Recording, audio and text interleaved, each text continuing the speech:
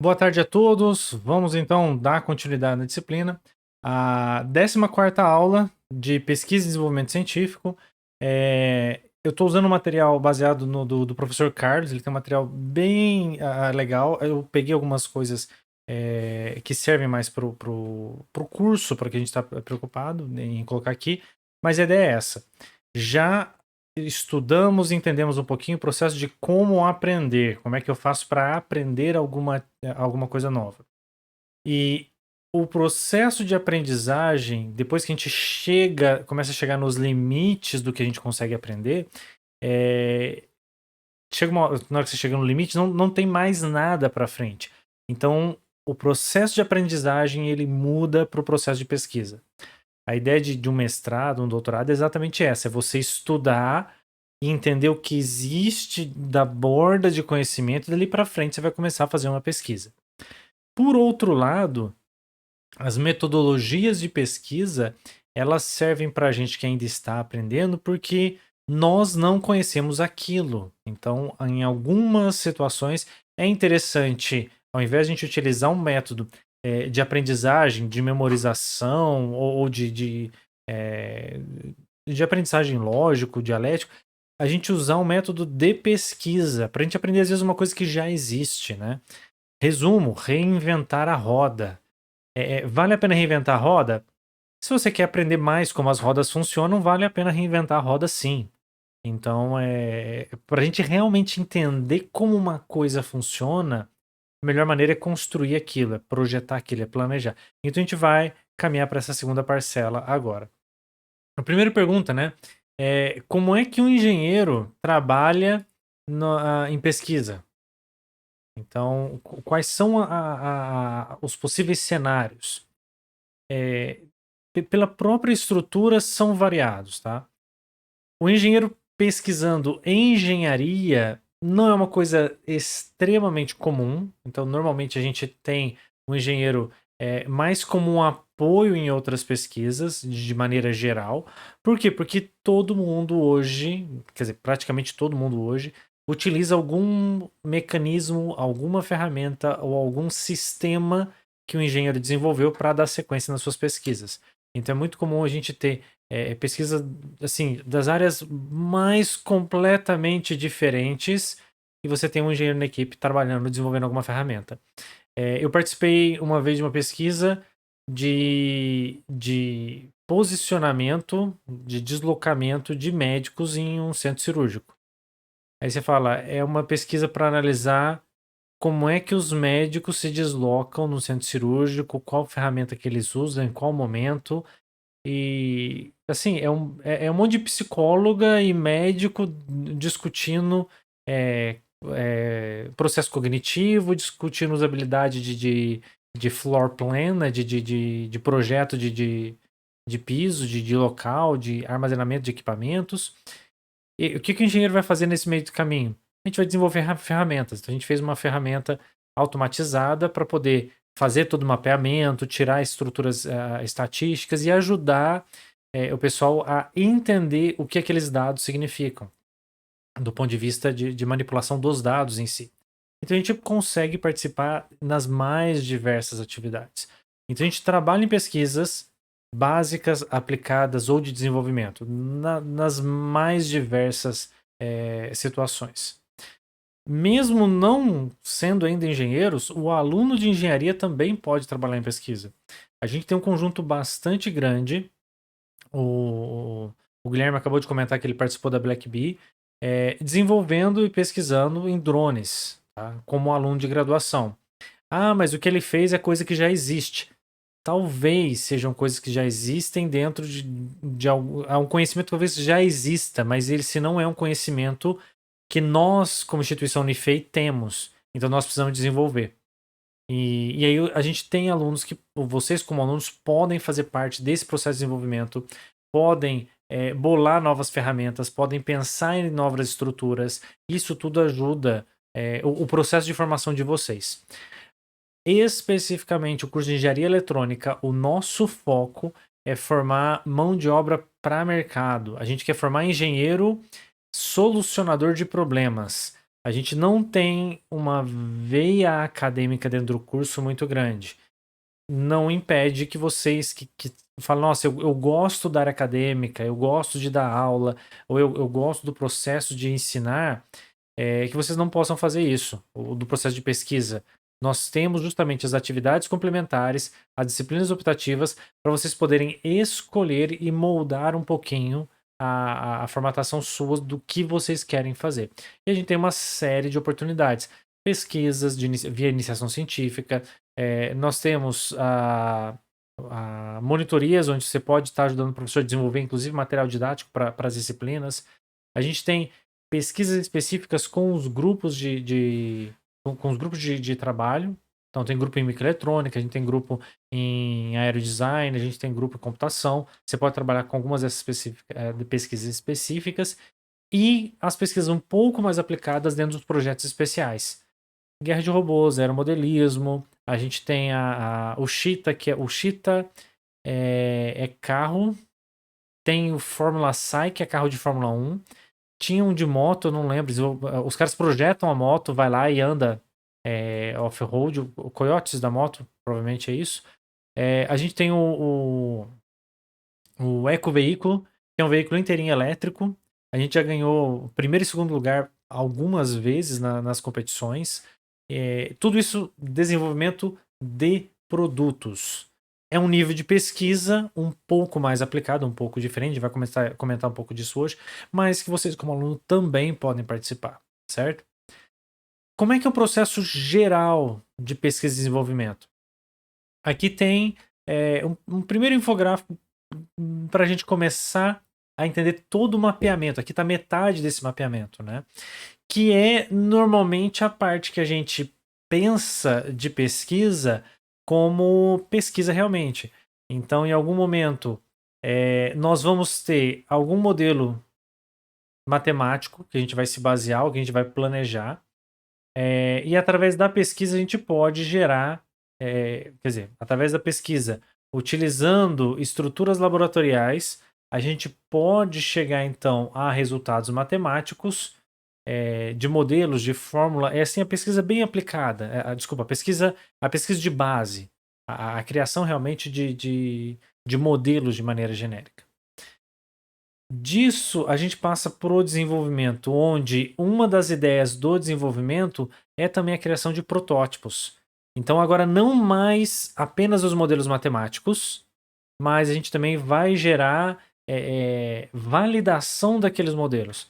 Então, eu cheguei a alguma ideia que uma determinada substância pode gerar um inseticida bom, um inseticida interessante, ou de um bom nível, ou um germicida, ou um antibiótico. A gente vai fazer algumas pesquisas observacionais, vai verificar aquilo que está funcionando, como é as estruturas, validar aquele nosso modelo matemático e, por fim, chegar então em um protótipo. Chegar naquela substância e começar a analisar o que está acontecendo. A linha tradicional de pesquisa, então, ela vai seguir esse caminho e chegar na difusão científica e tecnológica, a publicação desses documentos. Então a gente vai publicar esse conteúdo para o máximo de pessoas possíveis para a gente divulgar o conhecimento simplesmente para divulgar o conhecimento. Um outro grupo de pessoas vai pegar esse conhecimento que agora tá ali, não preciso mais desenvolver aquele cara, o conhecimento pelo menos. A gente vai passar por um processo de engenharia.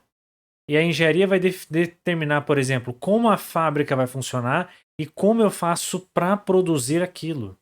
Então, algumas vezes, a produção daquele elemento, daquela estrutura, ela é razoavelmente conhecida, é razoavelmente fácil, mas a gente não consegue escalar. A gente não consegue transformar aquilo numa fabricação caseira, num tubo de proveta, para chegar numa fabricação em escala que consiga atender a demanda. Então a engenharia vai trabalhar nesses dois lados. Como é que eu desenvolvo estruturas e mecanismos para produzir aquele produto e para organizar a minha fábrica. Então a gente precisa dessas duas linhas. Depois que eu tenho um modelo de fábrica que funciona e um processo de fabricação que funciona, eu posso realmente começar para a produção. A produção vai gerar os nossos produtos e aí a gente vai conseguir aplicar eles na vida real. Então a gente tem o processo acadêmico de desenvolvimento e nós temos o processo de engenharia do desenvolvimento, né? Eles têm bastante coisa em comum. E o que é o conhecimento? Eu preciso saber como aquelas coisas funcionam. O saber é o objetivo do desenvolvimento da ciência básica e ele é o caminho da ciência aplicada ou da engenharia, por assim dizer. Mesmo assim, mesmo que depois que está tudo pronto eu já tenha um produto, cara, tem um outro mundo gigante que a gente, como engenheiro, também vai trabalhar, que a gente precisa conviver. Depois que o produto está pronto, a gente tem um pequeno problema, dois pequenos problemas que estão sobre o guarda-chuva da logística: armazenagem e distribuição, tá? Armazenagem nem sempre é um negócio fácil. Imagina que a tua matéria-prima seja uma substância de alguma planta ou de alguma flor que entre a colheita e a utilização você não pode demorar mais do que, sei lá, 10 horas, senão evapora aquele elemento. Cara, 10 horas para você fazer colheita, processar, chegar na fábrica, fazer todo o processo de manufatura que talvez você tenha que fazer e chegar na extração daquilo ali, é muito pouco tempo. A gente pode ter problemas gravíssimos de engenharia para garantir a armazenagem. Agora mesmo, com a questão das vacinas, né? Cara, tem uma vacina que precisa ficar menos 80 graus Celsius. Tá? Eu não sei se tem freezer no Brasil que chega a menos 80 graus Celsius, né? Se você mora no Canadá, é só jogar o tubo para fora da janela, tá beleza, tá segura a temperatura. Mas aqui, a maioria dos freezers que a gente tem industriais é menos 10, menos 20, menos 30. Ah, não, beleza, tem um freezer que consegue segurar. Tá, mas esse freezer tá preso num lugar extremamente localizado, às vezes de difícil acesso. Dentro de um centro de pesquisa, mais afastado da cidade. Como é que a gente faz esse procedimento de armazenamento logístico mesmo? A gente tem situações bastante complicadas que a gente tem que resolver com engenharia. Comercialização, entra aqui embalagem, desenvolvimento de embalagem, desenvolvimento de tudo que a gente tem no mercado passou por engenharia. Da embalagem, por questões físicas, mecânicas, por questões biológicas. Obviamente a gente não quer uma embalagem que se mistura com o alimento, né? Então tem toda uma questão envolvida nisso. E isso é o processo de engenharia normal. Por quê? Porque eu estou preocupado com volume, eu estou preocupado com quantidade, eu estou preocupado com preço, se aquela embalagem é barata ou é cara, e eu estou preocupado com marketing, que vai impactar o quanto eu posso gastar e também vai impactar com o volume. E aí, dependendo das decisões que o marketing fizer, vai me impactar o volume, vai me impactar o dinheiro e vai me impactar qual é o possível tipo de material que eu posso utilizar. Então, existem bastante coisas nesse sentido. A distribuição a gente já comentou, né? Imagina, assim, o trabalho de engenharia que é fazer todo o processo de distribuição naval. Aí, de repente, um cara aleatoriamente trava um canal. O que será que acontece depois disso? Tá tudo com 10, 15, 20 dias de atraso nas entregas de componentes. Componente eletrônico, estava vendo um colega meu que trabalha nessa área exatamente, ele tá falando que a média é de 20 a 30 semanas. Quase meio ano. Se você precisar comprar alguma coisa agora, eles te entregam daqui 30 semanas, daqui 6 meses. Nossa, acabou os LEDs da minha para fabricar o produto que eu fabrico. Acabou o LED. Você liga pro fabricante, ele... Ah, tudo bem, quantos que você quer? Não, quero, sei lá, 50 mil LEDs. Tranquilo, pode deixar, dia 18 tá aí. Ah, dia 18 é depois de amanhã? Não, 18 de dezembro. Como assim? 6 meses? 6 meses, não tenho o que fazer, eu não tenho estoque, ninguém tem estoque. Então a gente tem como resolver isso e como prever esse tipo de coisa. E a gente tem as malhas de realimentação. O que, que os clientes estão achando do produto, feedback para pesquisa e desenvolvimento. Olha, seria legal se mexer nisso, se mexer naquilo, se funcionar, se não funcionar. E a gente fecha, então, toda essa grande cadeia. De tudo isso, onde a gente consegue agregar o maior valor possível? Onde a gente consegue gerar o maior impacto? É na área de pesquisa e desenvolvimento. Tá? Querendo ou não, todas as outras fases, os problemas podem ser grandes, mas a grande maioria deles já está solucionada. Então você precisa, pensar em casos estúpidos, né? Você precisa transmitir uma substância a longas distâncias, em tempos recorde, a menos 80 graus Celsius. Os caras já resolveram esse problema. Tá? Então, pode ser que no final das contas você tenha um segundo problema que é grana. Você não tem dinheiro para fazer aquilo funcionar. Mas, tecnicamente, não é difícil. Onde que a gente mais consegue agregar? É exatamente na parte de pesquisa e desenvolvimento. Na criação de novas metodologias, na criação de novas substâncias, na criação de novas estruturas, de novas maneiras de organizar aquelas estruturas, tá? Não necessariamente na criação de novos produtos. Ah, já existe, sei lá, já existe a cadeira, vou inventar uma cadeira nova. Cara, é a mesma coisa. Não, eu vou inventar uma cola nova que vai ter a mesma força de você pregar a cadeira, só que você passa a cola e fecha, é mais rápido, é mais barato que o ferro. Opa, peraí, para isso você vai ter que desenvolver uma nova substância, vai ter que desenvolver um novo processo. Esse novo processo é passível de uma patente. E aqui é onde a gente mais agrega valor. A patente ela vai proteger a nossa propriedade durante um determinado tempo, depende do país, das regras, além de trazer recurso para a empresa, mesmo que a empresa não continue operando naquilo. Então, nós temos empresas que vivem de pesquisa e desenvolvimento. Elas pesquisam, elas desenvolvem, elas patenteiam, e depois alguém fala assim: nossa, essa ideia sua é muito boa, posso usar? Pode usar. Eu gastei 1 milhão para desenvolver essa patente, me paga aí 50 centavos para cada produto que você fabricar e eu tô feliz. A outra pessoa vai ficar muito feliz porque na hora que ela vende o produto, ela paga, ela não precisou colocar aquele 1 milhão. E esse é o caminho que pode gerar os maiores impactos, tá? Via de regra, é aqui onde a gente vai conseguir ter um impacto maior. E o pessoal vai com tudo, né? Aqui um exemplo de 2020, só a IBM, né, colocou 9.000 novas patentes de 9.000 coisas diferentes nos Estados Unidos. Tá? Aqui tem de tudo, tem de inteligência artificial, tem de resfriamento de processador, tem de computação em nuvem, tem de usabilidade de ponto de usuário. Os caras precisam de tudo. A IBM tem se modificado um pouco de uma empresa que vendia computador para uma empresa que trabalha com pesquisa em praticamente todas as áreas, tá? E os números são consideráveis. A gente está falando de 2, 3 mil patentes para cada um desses caras. É muita coisa diferente sendo desenvolvida no mesmo ano, né? Então, o que é P&D, né? P&D é o processo de pesquisa e desenvolvimento. A gente consegue dividir ele em 3 grandes grupos, né?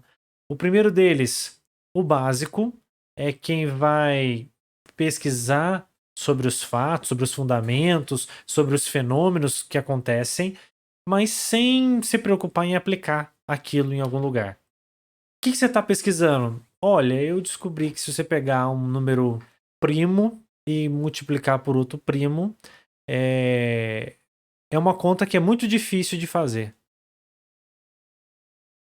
Você está me falando que você pegou 2 números, multiplicou um pelo outro, depois você tentou fazer a divisão desses caras, achar os divisores, e isso deu muito trabalho. E você provou que isso é muito demorado de fazer, que até mesmo o computador gasta muito tempo para poder fazer isso. É isso que você provou?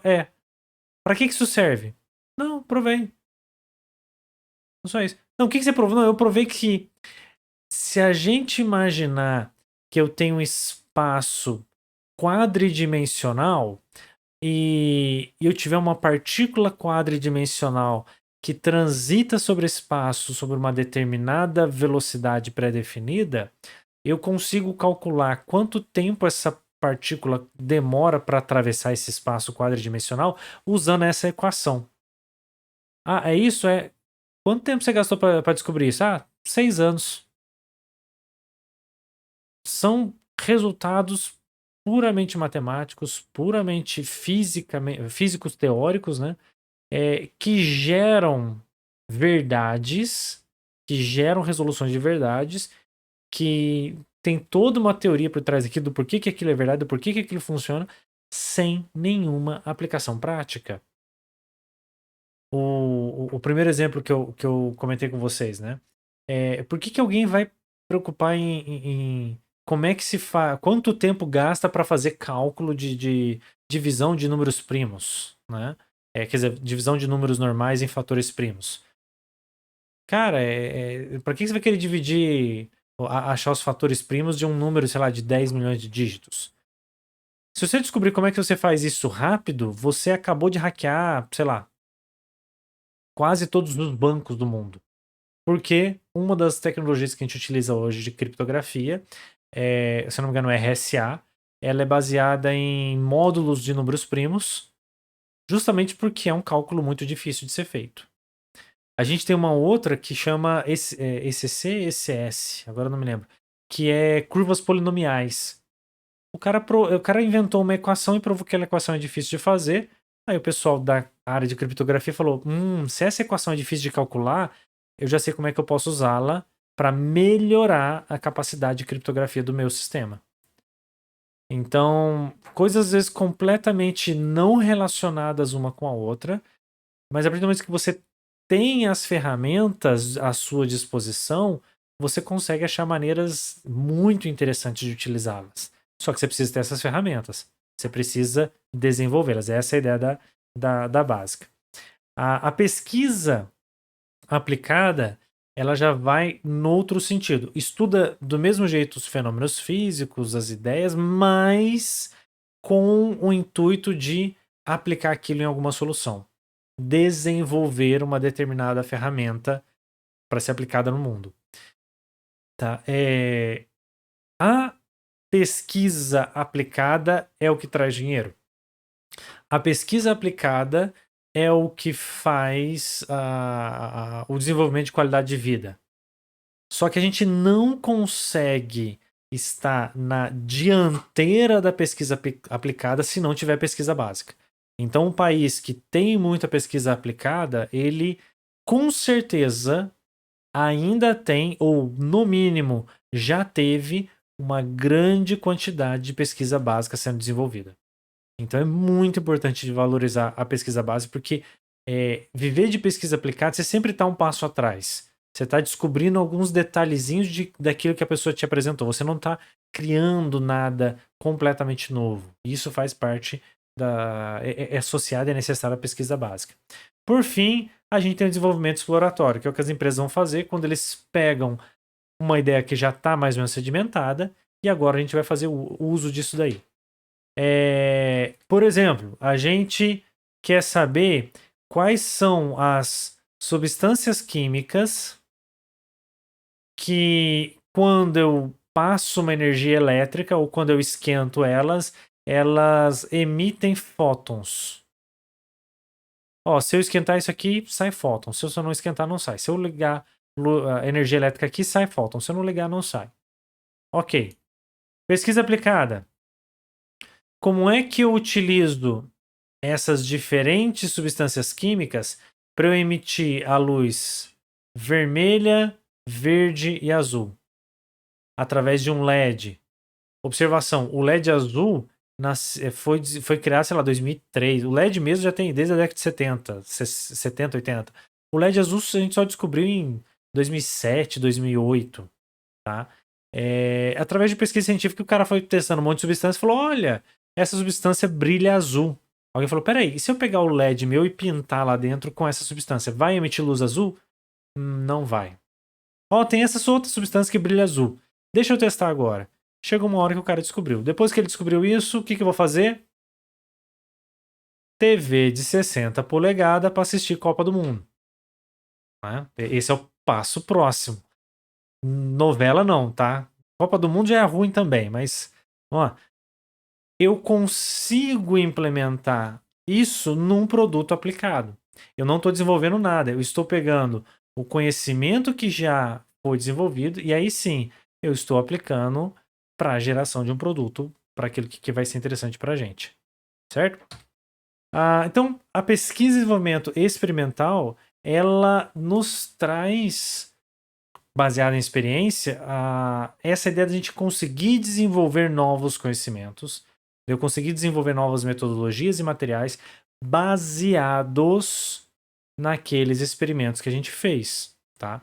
Pode ser com o objetivo simplesmente de criar novas pesquisas e entender como aquilo funciona. Pode ser com o objetivo de criar novas aplicações ou de pegar um conhecimento um pouco mais sedimentado e aí eu conseguir aplicar aquele cara para a geração de um produto. Mas essa é a ideia. As pesquisas a gente tem uma certa classificação, tá? E por que é importante a gente classificar corretamente? Porque cada tipo de pesquisa vai ter uma metodologia, pode ter uma metodologia mais fácil. A gente pode analisar como fazer uma pesquisa, como, sei lá, montar um móvel, certo? Que móvel que você vai montar? Você vai montar um armário? Existe um conjunto de ferramentas que você vai utilizar. Você vai montar uma mesa? Pode ser que tenha um outro conjunto de ferramentas que seja melhor. Você vai montar um, sei lá, um armário um armário pesado, um armário industrial. O que você está preocupado? Que aquilo não quebre. Não, você vai montar uma mesa, aquelas mesas estilosas para ficar na recepção de um hotel. Você não vai usar um martelo. Você vai usar um martelo de borracha. Você vai usar ferramentas mais delicados. Então, saber a pesquisa e escolher o mecanismo correto ajuda, primeiro, que a gente consiga ter sucesso na pesquisa e também ajuda que a gente estruture da maneira mais simples. A gente pode classificar a pesquisa em 4 grandes grupos, tá? A natureza, o objetivo, a abordagem e o procedimento. A gente vai trabalhar cada um deles agora, tá? Então, a primeira questão que a gente está preocupado é a natureza. Ela vai acabar nos ajudando a definir um pouco quais são os objetivos, que por sua vez vão definir a abordagem, os procedimentos, e a gente não é uma classificação, mas conhecendo esses passos para trás, eu consigo definir qual é o melhor método de coleta, que maneira que eu vou usar para escolher dados para a gente poder chegar na resposta mais correta. Então, primeira classificação, quanto à natureza. A gente já comentou bastante disso, né? Básica e aplicada. Ou eu vou tentar entender e descrever aqueles conceitos gerais e desenvolver novos conceitos com o único objetivo de avançar a pesquisa científica, avançar o conhecimento da humanidade, quanto eu ter por outro lado, uma pesquisa avançada, uma pesquisa aplicada, que eu vou pegar aquele conhecimento básico e aplicá-lo para resolver um problema do dia a dia. Normalmente, a gente está falando da diferença entre produzir artigo científico e produzir artigo tecnológico. Ou artigo no sentido da palavra de artigos mesmo, ou artigo no sentido de produtos, de itens, tá? A gente está preocupado em como e por que as coisas são feitas. Na aplicada, a gente está mais preocupado em como fazer aquilo funcionar. Um exemplo bem simples, né? Uma ponte. Na linha, por exemplo, de construção civil. A gente pode querer simplesmente saber quais são as melhores estruturas mecânicas para suportar um determinado peso. Cinemáticas, físicas ou químicas. Por exemplo, alguém teve uma ideia. Você tem aqui uma parede. Você tem a sua parede aqui. E eu quero colocar uma mão francesa para segurar uma prateleira. Então você vai lá, compra uma mão francesa, que normalmente é um triângulo de metal, você põe 2 parafusos aqui, e aí aqui você coloca a tua placa de madeira, né? Se ele ficar um pouquinho, ó, olha eu fazendo coisa errada. Vamos fazer em 3D. Esse cara vai estar a placa para lá, né? E aqui está a sua plaquinha de madeira. Existe uma série de maneiras de analisar a questão de esforço. E normalmente o que a gente está preocupado? Nesse triângulo, o esforço está sendo colocado aqui. De qual espessura tem que ser esses canos de metal ou essas vigas de madeira para ele poder suportar. Então, normalmente o que a gente faz? A gente calcula isso e coloca. Tem uma técnica hoje baseada em sistemas generativos de inteligência artificial. Que o cara faz? Ele pega isso aqui e fala assim, ó, computador, esse é um triângulo maciço de metal. Põe 10 quilos aqui e vê se ele quebra. Aí o computador fala, não quebrou. Ah, beleza. Faz o seguinte, vai colocando buraco aí até saber o máximo de buraco que dá para colocar sem esse cara quebrar. Aí ele começa a encher um monte de buraco aqui, porque buraco é redução de peso, é redução de material, é redução de custo, e aí ele gera uma forma. Deixa eu só ver rapidinho se eu consigo. Pesquisar as coisas na hora é muito lindo, né? Eu acho que é do FreeCAD. Esse é um software que a gente vai usar numa disciplina mais para frente, que faz esse tipo de análise, tá? Deixa eu só ver se ele tem a fotinha aqui. Regeneração. É dessa linha aqui. Tá vendo onde tá mais vermelho? Onde amarelo tá mais vermelho? São os pontos onde você tem mais ou você tem menos força sendo aplicada naquilo ali. E aí se tem um sistema de generativo paramétrico. Tem uma foto. Ah, não tá aqui. Mas tem uma foto bonitinha que os caras trabalham exatamente nessa linha. Eu tenho meu material, aplico as forças e ele consegue falar para mim onde eu tenho que colocar buraco, onde eu tenho que colocar material, onde eu não tenho que colocar material, baseado naquela teoria que ele me deu. Então, a pesquisa básica vai me dar essas ideias de metodologia de funcionamento, por exemplo, na construção da ponte. Já a pesquisa aplicada, ela vai pegar esse conjunto de metodologias e falar o seguinte, olha, você faz assim para que a ponte funcione, para usar menos material, para gastar mais coisas ou menos coisas. Para pesquisa e desenvolvimento, ou mais ou menos a ideia das 3 etapas, né? A pesquisa, partindo, por exemplo, da pesquisa básica, aplicada e a experimental. Pegando como exemplo uma das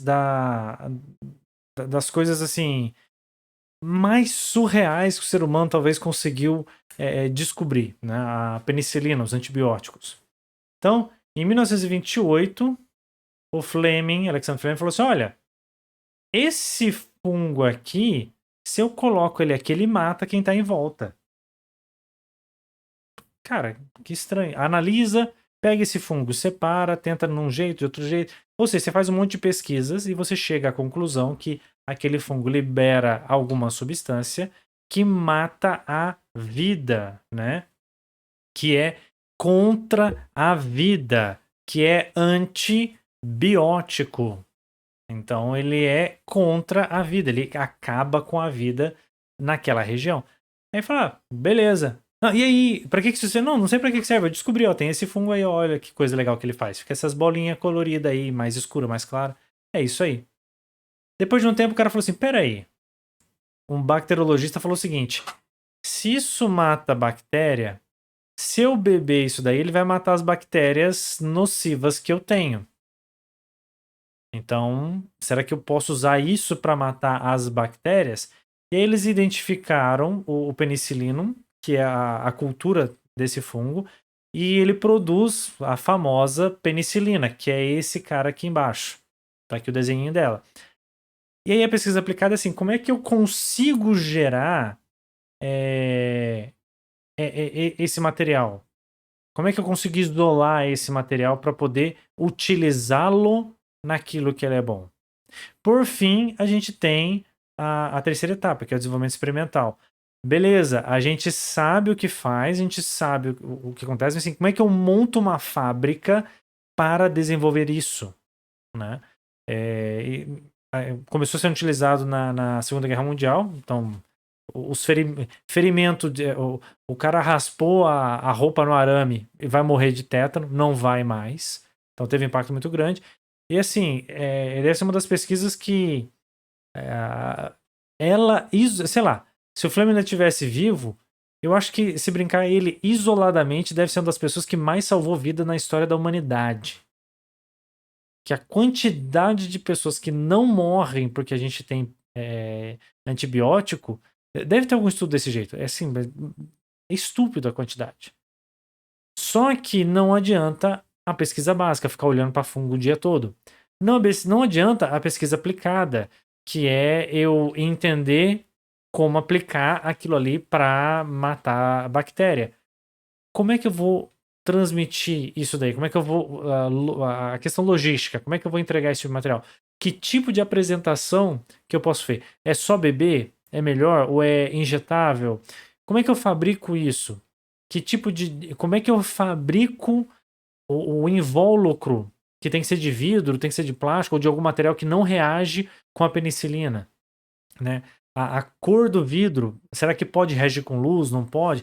Então eu tenho toda uma terceira parte de desenvolvimento de engenharia para conseguir pegar esse produto e colocar na mão das pessoas todo dia. Então a gente tem essas três linhas. Tradicionalmente a gente fala em pesquisa mesmo, a pesquisa básica e aplicada. Eu tenho colocado bastante coisa de desenvolvimento experimental, porque é mais onde a gente vai acabar trabalhando como engenharia. Segundo, objetivos. O que você quer saber? Você quer uma pesquisa exploratória, descritiva ou explicativa, né? Qual é a função daquela pesquisa? Qual é o objetivo que você está correndo atrás? Podem ser todos. Não tem problema nenhum. Você fala, não, eu quero conhecer de tudo. Tá. O que cada um desses tipos de pesquisa vai fazer, né? A pesquisa exploratória, como o nome diz, eu vou explorar o que pode acontecer. Então, quais são os fenômenos, como é que as coisas funcionam. É aqui onde a gente tem a cara. Quando a gente fala cientista, é isso aqui que a gente normalmente pensa, né, na maneira cultural, né? Ah, o que você é cientista, né? Digita no Google aí, cientista. O que aparece de foto? Um cara de jaleco branco misturando duas substâncias, uma amarela, uma azul e ficando verde no meio. Né? Essa é a foto tradicional como se a ciência fosse só isso. Mas a ideia exploratória é essa, peraí. E se ao invés de eu criar esse transistor com silício, eu criar ele com germânio? Funciona? E se eu criar com ferro, funciona? Ah, não funciona. Ah, que bom, descobri, ferro não funciona. Germano funciona? Mais ou menos, até muda aqui, muda lá, ah, beleza. Então, a pesquisa exploratória, ela traz essa vantagem pra gente de ser uma coisa bem geral, bem aberta, onde a gente não necessariamente sabe onde a gente quer chegar. E ela tem um pouco mais a cara de pesquisa de base, né? A gente vai conseguir variar os experimentos, variar os processos e tentar achar coisas novas, tá? Justamente uma ideia bem aberta, pra gente não ficar preso em um ponto específico, a gente conseguir modificar algumas coisas. Já a pesquisa descritiva é quando a gente pensa, sei lá, arqueólogo. Beleza, descobriu alguma coisa. Então agora é o seguinte, você foi lá, desencavou alguma coisa no Egito Antigo. O que é? Como é que funciona? O que é isso? O que está escrito? Que tamanho que tem? Do que é feito? Você vai descrever o que está acontecendo e documentar aquele processo. Só isso, tá? Não necessariamente ou não é obrigatório na pesquisa descritiva você propor solução. Medicina a gente tem algumas coisas nesse sentido, tá? A gente tem, em medicina é muito comum os estudos de caso. O que que é a ideia do estudo de caso? Cara, peguei um paciente com um negócio que eu nunca vi na vida. O que aconteceu? Cara, ele cortou o braço com a faca e tava saindo um sangue verde. Não, mas o que que... Nunca vi, não sei o que é isso. Tá, alguns pesquisadores vão pegar isso, vão pegar a foto, vão descrever, vão explicar o que aconteceu, fez esse teste, aconteceu isso, aplicou tal coisa, apresentou tal resultado. Como os médicos estão na tentativa de salvar a pessoa, falam assim, olha, isso tem cara de quê? Ah, tem cara de fungo, tem cara de bactéria, não sei. Entrou com essa droga, essa funcionou, essa não funcionou, depois teve que trocar, não deu certo, teve que fazer isso. Ele vai descrever o caso. Se no final o paciente morreu ou viveu, para pesquisa descritiva não serve para nada. Eu estou interessado em explicar aquilo ali, não explicar, desculpa, não explicar. Eu estou preocupado em documentar o procedimento, o que aconteceu, porque a partir do momento que eu documento aquilo bem, aquilo vai servir para futuras pesquisas.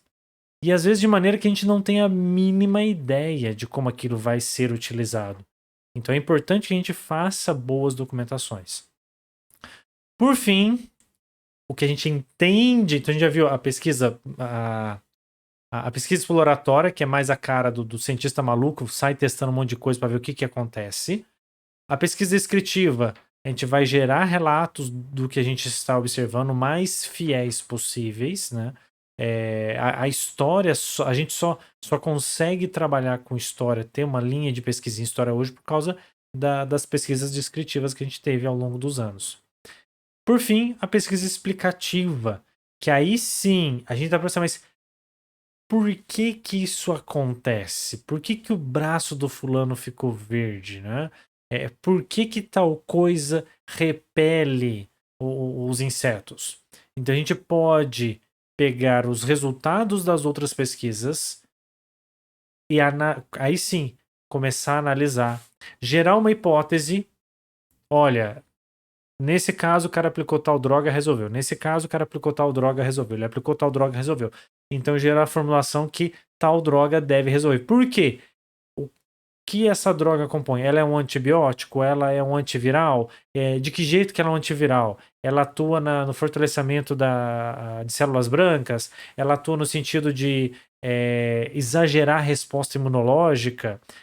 O que que ela faz? Então, se ela trabalha desse jeito, é provável que isso tenha impactado nesse ponto na malha de reprodução do vírus e tal coisa aconteceu. Então, a gente tenta achar uma resposta para aquilo.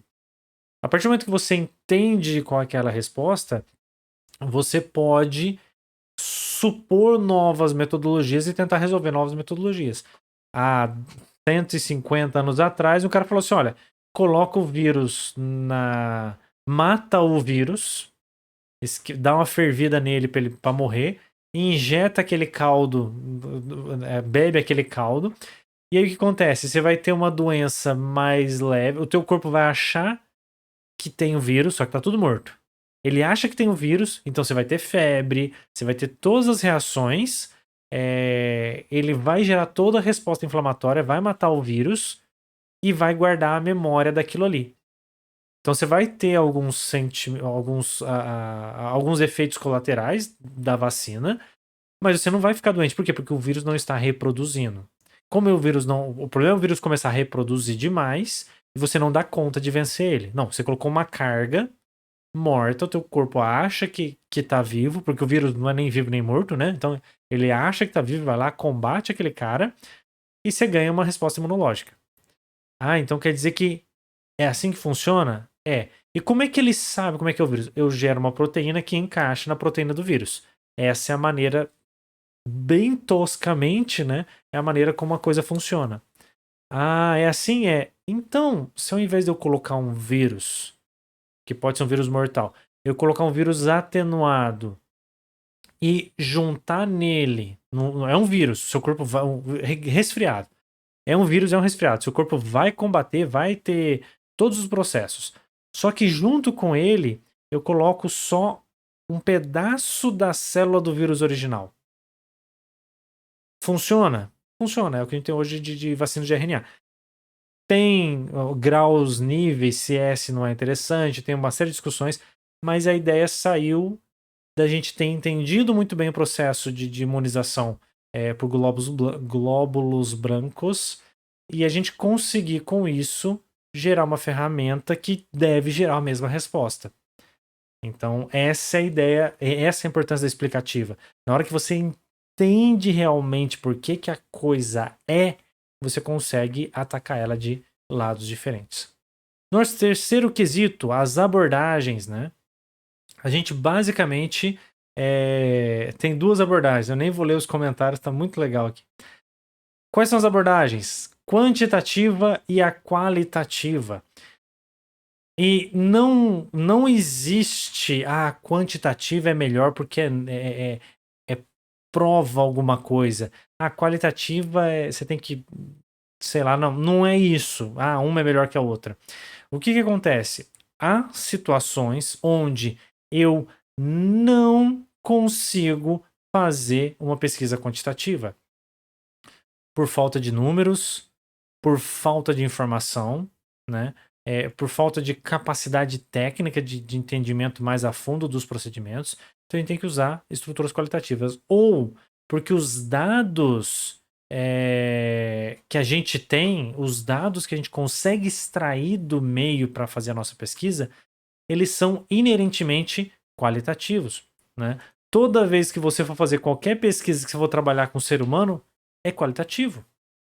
Você fala assim, eu quero saber se as pessoas gostam mais, sei lá, da embalagem pintada de vermelho ou embalagem pintada de verde, né?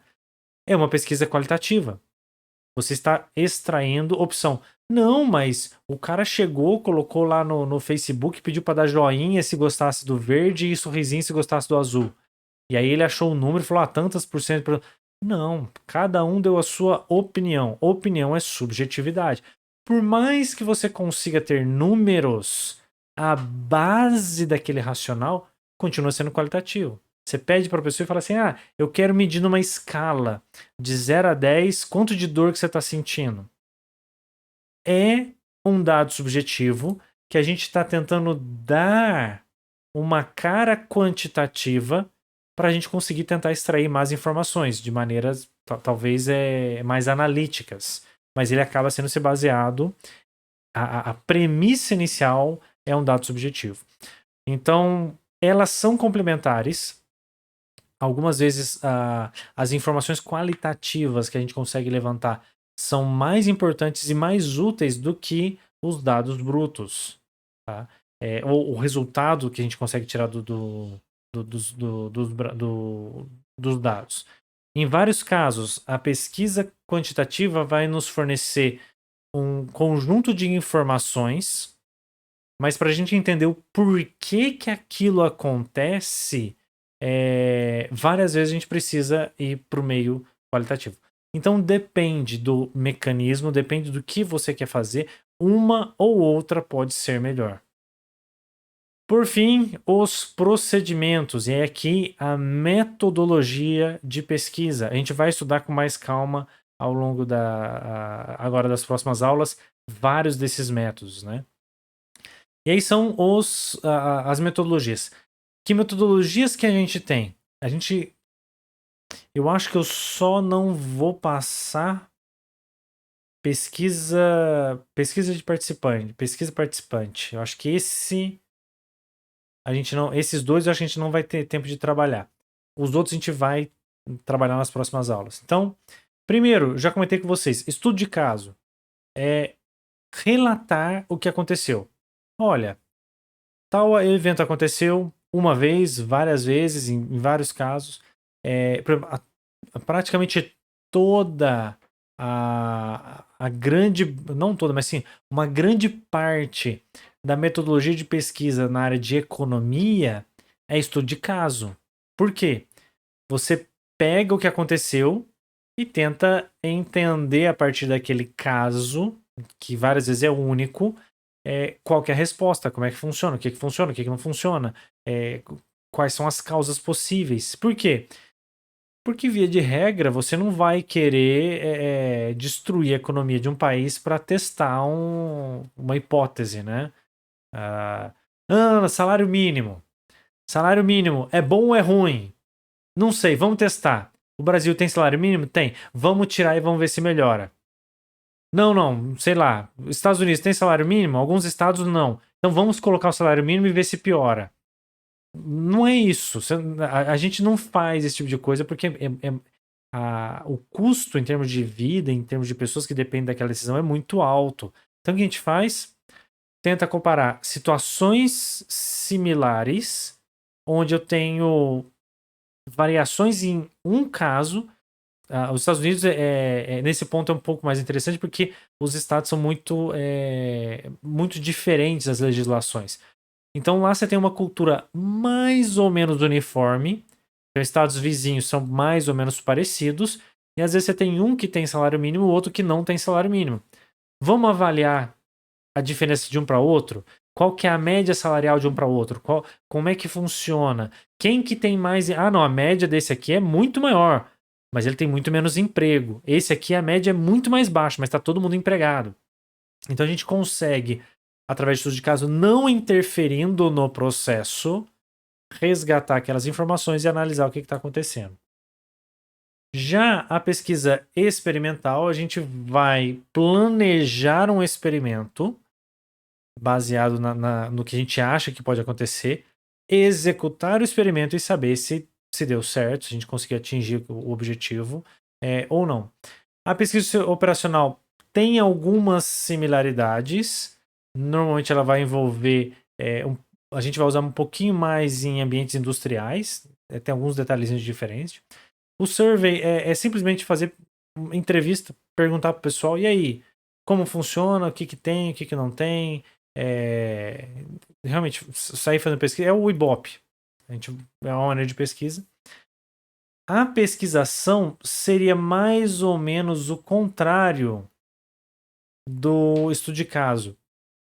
A gente chega em um determinado local e fala: eu acho que se eu mexer aqui vai melhorar. O que você faz? Você vai lá, olha, modifica aquilo ali e depois você vê se melhora ou se não melhora. A pesquisa participante, o próprio pesquisador é o participante e o ex post facto, ela lembra um pouquinho a ideia do estudo de caso, mas é o... Como é que é o povo que... Forense. Seria uma pesquisa forense. A coisa já aconteceu, o fulano já morreu, vamos tentar analisar as causas ou o que aconteceu por volta disso. Então, dependendo do procedimento, vamos voltar no gráfico rapidinho, o geral. Cadê? Aqui. Então, dependendo da escolha que a gente vem fazendo, que tipo de pesquisa que a gente vai fazer? Não, é uma pesquisa aplicada. Tá bom, aplicada é. O que você vai fazer? Não, eu quero tentar explorar. Eu quero saber que tipo de, sei lá, de pá de ventilador vai gerar mais ar com menos barulho, né? Eu quero gerar um ventilador mais silencioso e que gera um vento mais forte. Beleza. Qual a abordagem qualitativa? Não, eu vou fazer um monte de modelo e vou sair vendo quais as pessoas acham melhor, né? Por quê? Porque eu posso colocar um anemômetro, medir, eu posso colocar um decibelímetro para medir o volume de ar, medir o nível de barulho, né? E isso seria uma pesquisa quantitativa. Mas eu estou interessado na resposta das pessoas frente àquele barulho. Eu posso ter dois barulhos de níveis em termos de decibéis idênticos, só que pelo jeito do barulho, não é que é só um mais alto que o outro. Um é mais alto que o outro, ele tem um nível absoluto em decibéis mais alto, mas ele é construído de maneira diferente. Por quê? Porque a pá é diferente, então o som dele é diferente. Apesar dele ser mais alto, ele é menos irritante. Então, quantitativamente, ele pode ser um caso pior, mas pelos fatos qualitativos, se a pessoa gosta daquele barulho, se ela acha, não, esse barulho tá de boa, né? Então, assim, tem um barulho alto, mas que é um barulho de vento.